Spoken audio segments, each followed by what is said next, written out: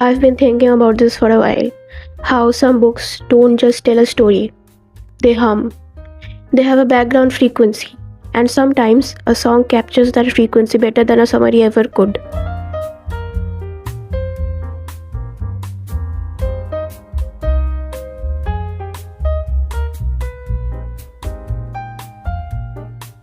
So I picked 10 classics and I matched each one of them with a song that feels like its emotional twin, not the overused dramatic TikTok edit type. I mean the deeper alignment, something that lingers after you close the book. Let's start with something quiet. So the first book is The Bell Jar by Sylvia Plath and the song is Fade Into You by Maisie Starr. This book isn't loud. It's suffocatingly soft. Fade Into You feels like dissolving in plain sight. That's Esther.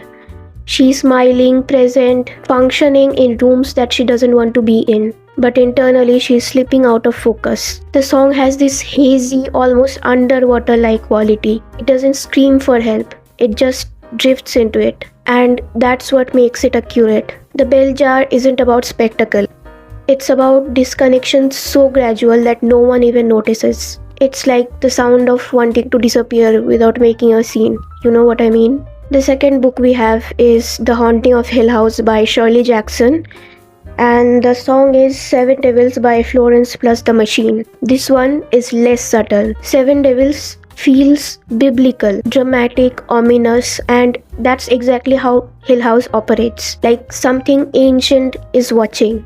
But what makes it work isn't just the darkness, it's the intensity. The song feels like paranoia building in your chest. And that's Eleanor. The house might be haunted, but the real horror is how badly she wants to belong in it and to it. The song feels like fate closing in.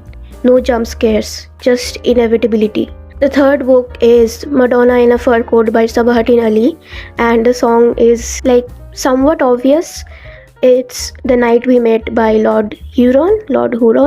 I don't know exactly, but I'm sorry for not pronouncing it like in the correct way, but you know the song, you have heard it, I'm sure of it. This one hurts quietly. The song Night We Met is about going back to how things were before everything fell apart. That's the emotional spine of this novel. It's just memory romanticized, like love preserved in amber. The narrator isn't dramatic, he's reflective, and the song has that same restraint. It doesn't explode, it just lingers. It just feels like sitting with a memory that's more alive than your present.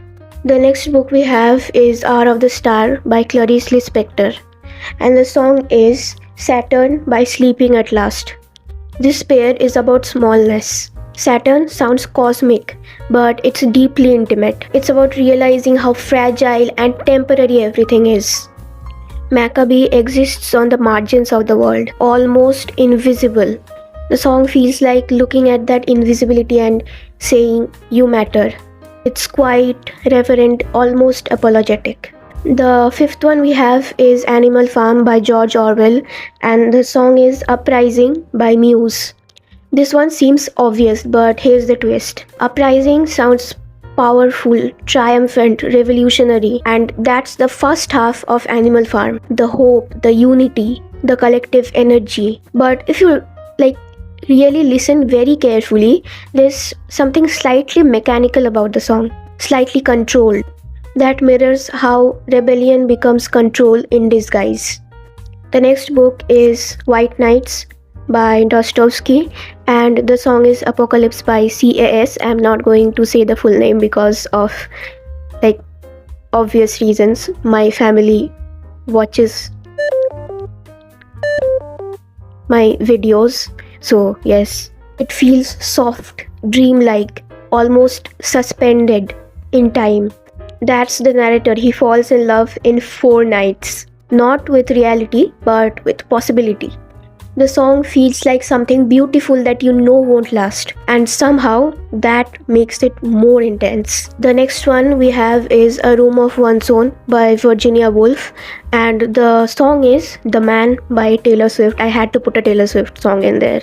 This pairing is sharp. The Man is direct, confident, slightly ironic, and wo se underneath that elegance is deeply practical like the song. It's not abstract empowerment. It's economics, space, money, permission. The song has the same clarity. It's not asking, it's stating facts. The next book is Letters to a Young Poet by Rainer Maria Rilke, and the song is Vienna by Billy Joel or Billy Joel, whatever it is. I don't know, I'm sorry.